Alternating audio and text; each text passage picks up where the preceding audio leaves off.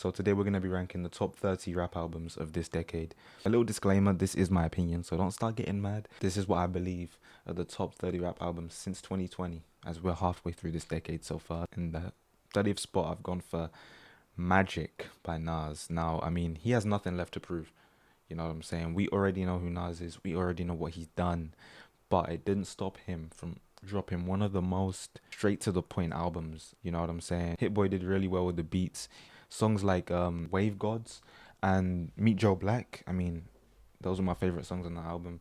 You know what I'm saying? It does remind everyone why he is considered one of the best storytellers in the game. So in the 29th spot, I've gone for Heroes and Villains by Metro Boomin. Now, I really like it. I mean, he took the cinematic production to a completely different level here. This album really does feel like a movie in audio form. You know what I'm saying? The transitions were amazing. The way the beats were building up, the production was all incredible. Future, 21 Savage, even The Weeknd, if I remember correctly, slid on this. They were just incredible on this. Superhero is still my favorite song of Metro's. That song just hits every single time. So in the 28th spot, I've actually gone for Dolce, Alligator Bites Never Heal. Now this is a new one. You know what I'm saying? I'm not going to sit here and cap. Before this album, I didn't really know who Dolce was. You know what I'm saying? I think I heard one of her songs, but I wasn't really listening to her before this album. So this album really put me onto her, and it surprised me. You know what I'm saying? This was really different. It was refreshing because I haven't heard no shit like this in ages. You know what I'm saying? This is completely new. The flow is incredible. The creativity as well. Like, she's so creative. It sets her apart from everyone else. I can't even compare her to anyone because she's so different. She's clearly in her own lane. Yeah, no one's rapping like her at the moment. In the 27th position, I've gone for The GOAT by Polo G. This album had everyone in a chokehold when this dropped. I felt like he found the perfect balance between like storytelling, hit making, and also like showing like the pain he's been through. You know what I'm saying? Martin and Gina is still one of his best songs. You know, that showed his softer side, but then he also had songs like Go Stupid, which shows, I mean, he can still go so crazy on a beat. So yeah, this was his moment. I hope one day he can come back to this type of form. In the 26th spot, I've gone for Blue Lips by Schoolboy Q. This is also quite a new one. This came out last year, 2024. He's always been pretty underrated. If you've been on my TikTok, you may remember me making a post about Schoolboy Q about 2 years ago. I was on him the whole time. I've been listening to this nigga. This is some of his best work. The production is like dark, moody, almost. He's rapping like he has something to prove. I definitely think this was his best project yet. You know what I'm saying? His sound definitely evolved a lot. In the 25th spot, I've gone for A Written Testimony by J Electronica. Now, he finally dropped. You know what I'm saying? It took him so long to drop. But yeah, it delivered, man. It was so good. The production is minimal. You know what I'm saying? It's minimal. The production isn't too over the top. The bars are quite like spiritual. I feel like this goes really deep into spirituality. You know what I'm saying? It talks a lot about religion. You know what I'm saying? Like, he goes deep into a lot of topics that I feel like I can somewhat relate with. I really like this album from J Electronica. In the 24th spot, I've gone for We Don't Trust You by Future and Metro. Now, Future and Metro together, just unstoppable, man. The energy on this album is just crazy. My favorite song from the album was probably Like That. That was a hit. That really was a hit. And Future went crazy. In the 23rd spot, I've gone for The Melodic Blue by Baby Keem. Now, the way he plays with his voice is incredible. The production, I felt like, was really good. And it's really unique. Songs like Family Ties. I mean, the way that beat dropped on Family Ties, I still think about it. That shit was so hard. In the 22nd spot, I've gone for Certified Lover Boy by Drake. Now, I understand. You men are gonna hate. I understand. It's Drake. Niggas are gonna hate. But let's be real. This shit is full of hits, bro. Knife Talk, Fair Trade, You Only Live Twice. These are fucking top tier songs in general. You know what I'm saying? He's done better, obviously, but this one is still up there for the best rap albums of this decade. And I genuinely believe that. You know what I'm saying? I listen to this album on repeat a lot. In the 21st position, I have Eternal A Take, the first one. So Uzi, like, I mean, he had everyone waiting for this. He didn't disappoint. He really didn't disappoint, man. I mean, the energy was unmatched as well. I mean, this album still sounds somewhat fucking futuristic in 2025. You know what I'm saying? This album really shocked me. In the 20th position, I've gone for Honestly Nevermind by Drake. You know, I know you're gonna say Drake again, but I mean, this is one of those albums which I like. A lot of people didn't enjoy it, but I really enjoyed it. I really enjoyed this album. People were confused when it dropped. When it comes to Drake, people over criticize Drake, in my opinion. They over critique him just because what he's done in the past. The expectations are so high for Drake. I feel like anything he drops isn't gonna be received well until the dust settles and people actually listen to it again. And that's how I feel like it is for Honestly Nevermind. Jimmy Crooks is still one of Drake's best rap performances, I feel like. You know what I'm saying? And I felt like this was a very different album. I feel like with this album he let instruments do more. It was more instrumental than anything, I feel like. You know what I'm saying? Guitars, the 808s were massive. Um the beats, I feel like he let the instrumental run. He didn't talk as much.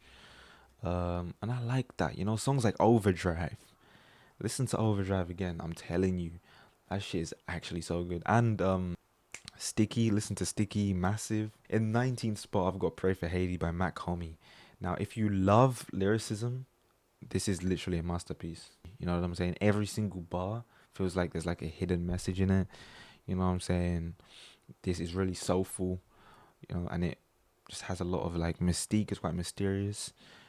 This wasn't one of those albums that was like made for the charts. He really goes deeply into, you know, speaking on Haiti and the issues they're facing right now out there. So yeah, I really fuck with this album. In 18th position, I've got Call Me If You Get Lost by Tyler the Creator. Now, I mean, look, he gave us bars. The thing was flexing. The production was fucking crazy. You know what I'm saying? This sounded like he took one of his old mixtapes, like Igor or something, and then mixed it with his new artistry. What's Your Name is so good. Lumberjack is also like aggressive. Then you have like songs like Massa, which is like really personal. Like he leveled up, man. He leveled up. This was definitely one of my favorite things from him. Next, I've got I Lay My Life Down For You by JPEG Mafia. Now, look, man, Peggy, he stays ahead. He stays ahead of his time. I mean, every single beat on this album sounds like it was made in like fucking 2035. I'm pretty sure this album was one of the albums that got leaked early. But yeah, it's just incredible. It's chaotic, but it's like intentional. It's done with intention. It was just so good. You do need to get used to JPEG Mafia. Once you begin listening to him, it's just like, I mean, you need to get used to his sound. Once you do, you understand it. Trust me, it's really good. In 16th position, I've actually gone for Her Loss by Drake and 21 Savage. I know. A lot of people don't like it, man, but I don't think Drake and 21 have ever missed on a track together. I can't remember a time when I've listened to a Drake and 21 Savage song and felt underwhelmed and felt like this wasn't good. Never. Like, I've always felt like this was really good. And I mean, I feel like this is exactly what I needed anyway. I mean, Rich Flex, that shit went crazy. Middle of the Ocean, that shit went crazy. Then you have songs like Hours in Silence, which is like perfect for like a late night drive or something. So yeah, man. In 15th spot, I've gone for Chromacopia. Now, Tyler took genre blending to a whole nother level. You know what I'm saying? The production on this album is crazy. The concepts are like somewhat layered. You know, it feels like a trip through different worlds of sound. You know what I'm saying? He keeps reinventing himself. And yeah, I just felt like this is another creative leap forward. In 14th position, I've gone for A Great Chaos by Ken Carson. Now, I mean, this is literally rage music at its absolute peak. You know what I'm saying? I feel like Ken Carson built on the whole Playboy Cardi sound, but he made it even more aggressive, more chaotic, and it works. This shit was so crazy. Songs like Overseas, man. Overseas was so hard. If you've ever been to one of his shows, I haven't, but I've seen videos. I mean, you know what I'm saying? Like, need I say any more, bro? That shit goes crazy. In the 13th position, I've gone for No Thank You by Lil Sims. I genuinely believe that Lil Sims is one of the best lyricists alive. This album, I feel like, is proof. I mean, go listen to it. It's raw. It's deep. deeply personal as well. Like it goes deeply personal, and it also feels effortless. It doesn't sound like she's trying too hard. The production gives a kind of soulful feel, and it's also quite experimental. You can tell she's trying out new sounds, and it's definitely working. You know what I'm saying? She was like flowing over those beats, just incredible. In the 12th position, I've gone for Mr. Morale and the Big Steppers by Kendrick Lamar. It was incredible. You know what I'm saying? He was talking about a lot of deep topics on that. Things like what generational trauma, mental health. I mean, even philosopher's own. Yeah. I mean, a lot of people didn't like it, but once you let it sit with you, you do realize it is definitely up there. It's a really good album. I really fuck with it. In the 12th position, I've gone for Utopia by Travis Scott. Now, this album was a movie. Like, no bullshit. This shit was incredible. The production on this, the production on this was crazy. The influences from rock, electronic music, even jazz, you know?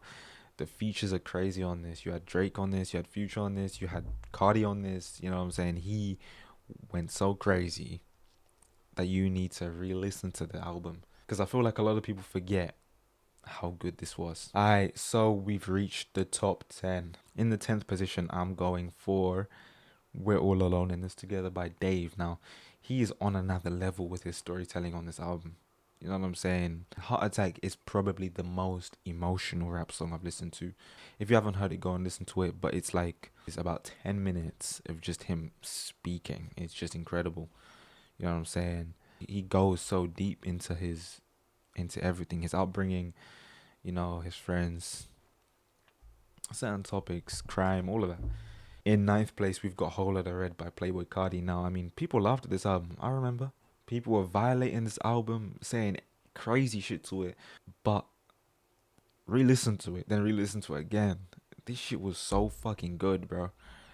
You know what I'm saying? I genuinely felt like with this album, he changed how a lot of modern rap sounds. I feel like a lot of these new underground rappers we're seeing are the way they are because of this Cardi album. I genuinely believe that this Cardi album was incredible. You know what I'm saying? In 8th position, I've actually gone for Scaring the Hoes by JPEG Mafia and Danny Brown. Now, I mean, no one else is making music like this, bro. I feel like they were like, let's make something so chaotic it becomes somewhat genius. So in the 7th position, we've gone for My Turn by Lil Baby.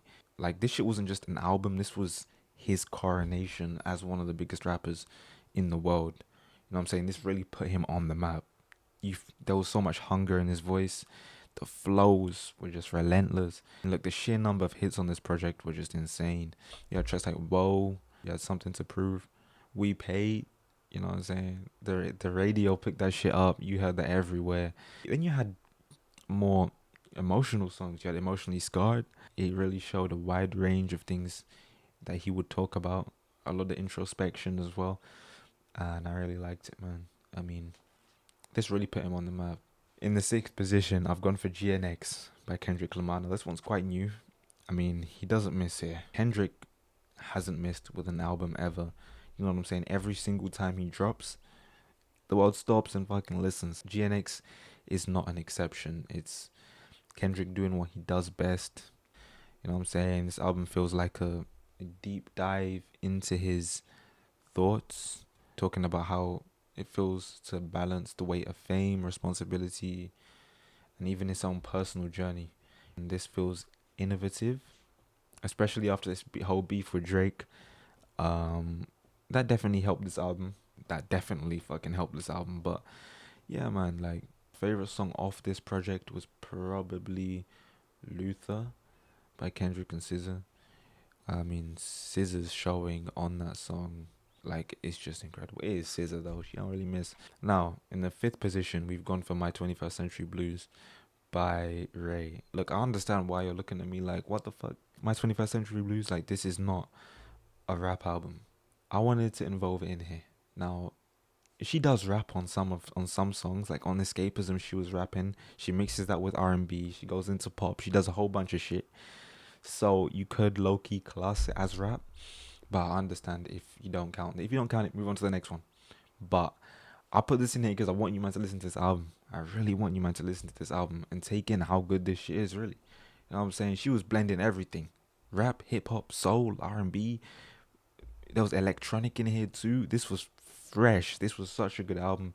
4, we got Offline by JPEG Mafia. Now, I mean, look, he's in his own lane. This is like the, what, third JPEG song I've put on this album. He does produce all of his own music. You know what I'm saying? Which is definitely gave him some points here, because that isn't easy. But it's not just about the beats. His rapping is also amazing. You know what I'm saying? He's raw, unfiltered. You know what I'm saying? He talks about everything, industry, politics. This is this is definitely a statement album from him, and I feel like this definitely solidifies him. In the third position, I've gone for Melt My Eyes, See Your Future by Denzel Curry.